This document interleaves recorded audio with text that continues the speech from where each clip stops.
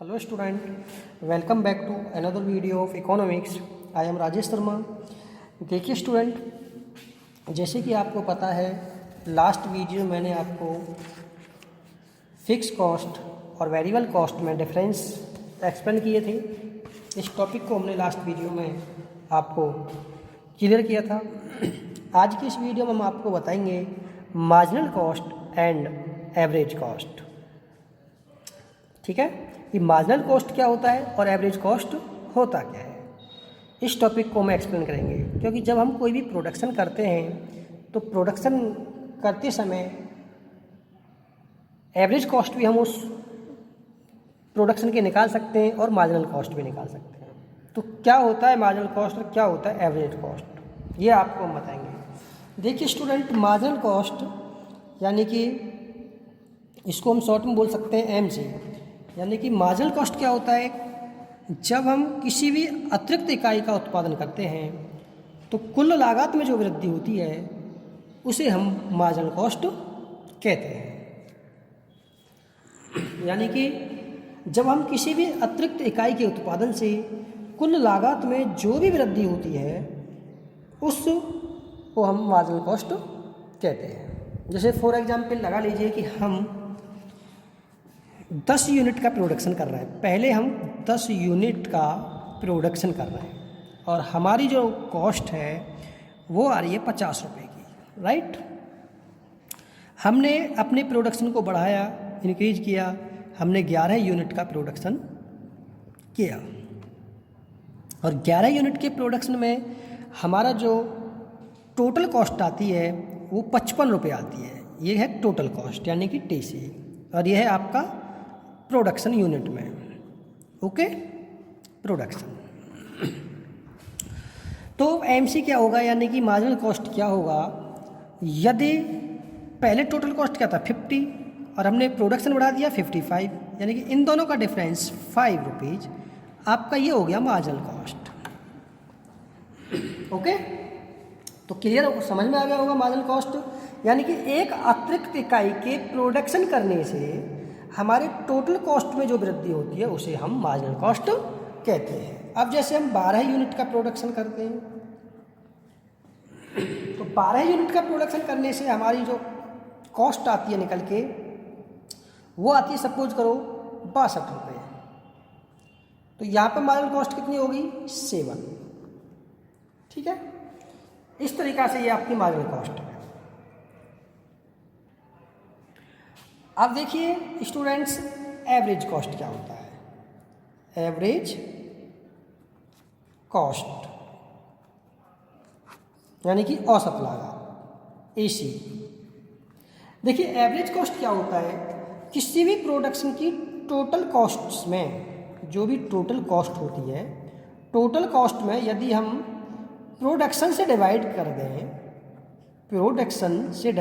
दें तो वो आपकी निकल के आती है AC, यानी कि एवरेज कॉस्ट, राइट।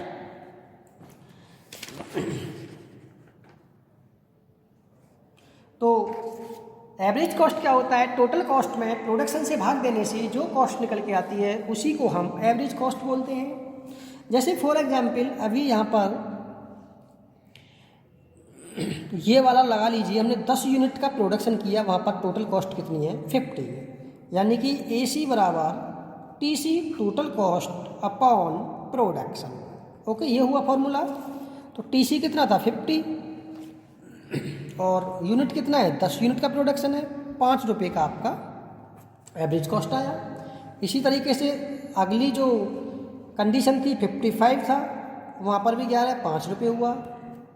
इस तरीक़ा से टोटल कॉस्ट में यदि हम प्रोडक्शन यूनिट से डिवाइड कर दें तो वो आपका निकल के आता है एवरेज कॉस्ट। तो स्टूडेंट्स, मार्जिनल कॉस्ट जो आपका टॉपिक है, marginal cost and average cost, ये आपके समझ में आया होगा, बहुत अच्छे से क्लियर मैंने कर दिया है। सभी स्टूडेंट इस टॉपिक को बुक से पढ़ेंगे।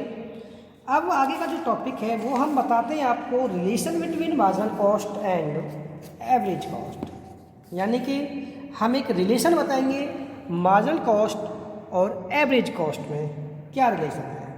ओके,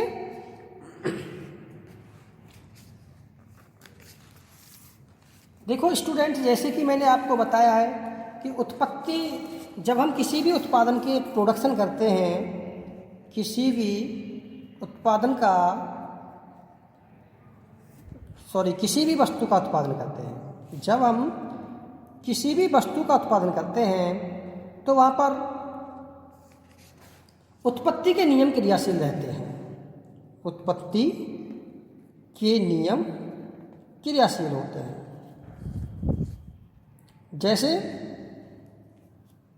उत्पत्ति वृद्धि नियम, उत्पत्ति वृद्धि नियम, उत्पत्ति समता नियम,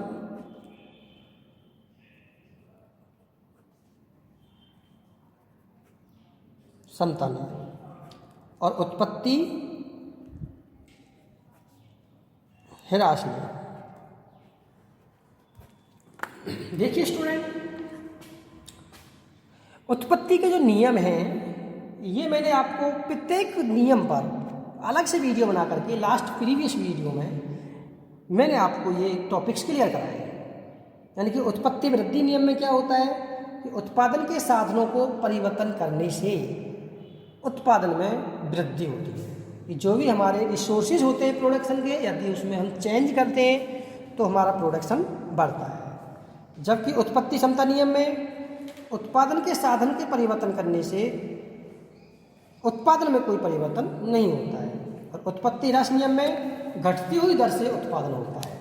बाकी स्टूडेंट्स, एक्सप्लेन में मैंने आपको प्रीवियस वीडियो में इस टॉपिकों को क्लियर किया है, क्योंकि आज तो केवल बात चलती है कि जो भी एवरेज कॉस्ट है, मार्जिनल कॉस्ट है, उसमें रिलेशन को समझाना है।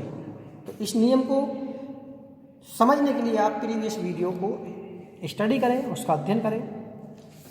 तो रिलेशन क्या होता है एवरेज कॉस्ट और मार्जिनल कॉस्ट में?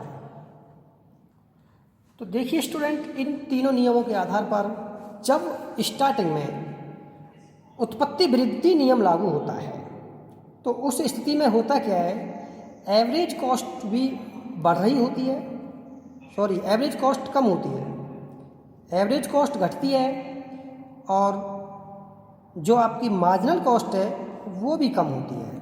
यानी कि पहले नियम में, उत्पत्ति वृद्धि नियम में, जब उत्पादन में वृद्धि होती है तो ऐसी स्थिति में एवरेज कॉस्ट कम होगा और मार्जिनल कॉस्ट भी कम होगा। ओके स्टूडेंट, उत्पत्ति समता नियम, उत्पत्ति समता नियम में क्या होता है स्टूडेंट, जो आपकी एवरेज कॉस्ट है एसी है और एमसी यानी कि मार्जिनल कॉस्ट, दोनों में कोई परिवर्तन नहीं होता है। जैसे अभी मैंने आपको बताया था, यहाँ पे आप देख सकते हो, यहाँ पर आपकी जो एवरेज कॉस्ट 5-5 रुपये निकल के आई थी, ये भी 5 ये भी का।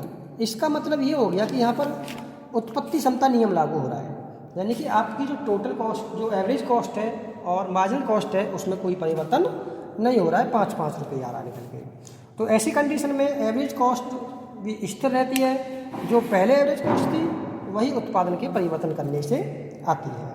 इसी प्रकार से मार्जिनल कॉस्ट जो पहले थी वही उत्पादन के बढ़ाने से या एक अतिरिक्त इकाई के उत्पादन के बढ़ाने से मार्जिनल कॉस्ट निकल कर आती है। और जब उत्पत्ति ह्रास नियम लागू होता है, तीसरा नियम, जब उत्पत्ति ह्रास नियम लागू होता है तो उस स्थिति में क्या होता है स्टूडेंट, उत्पत्ति ह्रास नियम में आपकी जो एवरेज कॉस्ट है वो बढ़ जाती है और मार्जिनल कॉस्ट भी बढ़ जाती है। तो ऐसी स्थिति में एवरेज कॉस्ट और मार्जिनल कॉस्ट बढ़ती हैं। ओके स्टूडेंट, तो सभी स्टूडेंट्स, आज की इस वीडियो में आपको मैंने marginal cost and average cost दोनों में रिलेशन को आप एक्सप्लेन किया है और दोनों की मीनिंग, डेफिनेशन और फॉर्मूला भी मैंने आपको बताया है। एवरेज कॉस्ट का फॉर्मूला होता है टोटल कॉस्ट अपॉन प्रोडक्शन, और मार्जिनल कॉस्ट का देखिए स्टूडेंट जो फॉर्मूला बन के आता है, कैसे निकालते हैं मार्जिनल कॉस्ट, यानी कि MC बराबर change in cost upon change in output, change in output, यानी कि 2 पीरियड में change in cost upon change in output, ये आपका होता है मार्जिनल कॉस्ट। ओके स्टूडेंट, आपके देखिए स्टूडेंट बुक से मैं आपको ये टॉपिक दिखाई देता हूँ। ये टॉपिक आपके जो बुक है अभिनव प्रकाशन की, पेज नंबर 133 पर ये टॉपिक है और उत्पादन तथा लागत का ये चैप्टर है और ये आपका टॉपिक यहाँ से दिखाई दे रहा है। बुक से भी आप पढ़ सकते हो, वीडियो से समझ लें और फिर उसके बाद बुक से पढ़ें। ये टॉपिक आपको यहाँ से क्लियर दिखाई दे रहा है, मार्जिनल कॉस्ट और एवरेज कॉस्ट। उसके बाद देखिए स्टूडेंट, यहाँ से आप पेज पलट के इसको पढ़ेंगे, ये आपको यहाँ से दिखाई दे रहा है। ओके, और ये रिलेशन हो गया, ठीक है। बाकी नेक्स्ट टॉपिक मैं आपको नेक्स्ट वीडियो में एक्सप्लेन कराएंगे। Okay student.